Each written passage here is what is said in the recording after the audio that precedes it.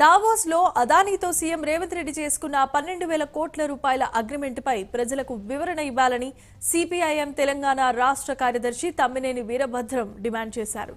తెలంగాణ ప్రభుత్వం ప్రజలకు ఇచ్చిన హామీలన్నింటినీ నెరవేర్చక ఉత్సవాలు జరుపుకోవాలని అన్నారు.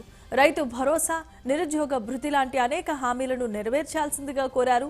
గతంలో బీఆర్ఎస్ అధికారంలో ఉన్నప్పుడు సిపిఎం నాయకులను అరెస్టు చేసేవారని పేర్కొన్నారు.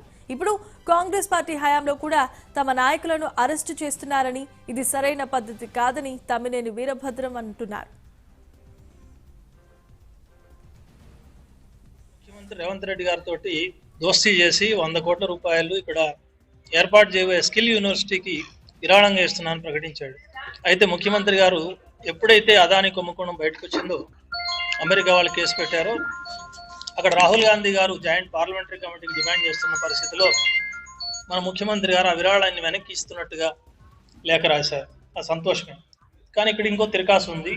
ఇచ్చిన 100 కోట్ల విరాళాన్ని వెనక్కి ఇచ్చారు, కానీ ఆయనతో దావోస్లో జాయింట్ మీటింగ్లో 12,400 కోట్ల రూపాయల ప్రాజెక్టులకు అగ్రిమెంట్లు చేసింది తెలంగాణ ప్రభుత్వం.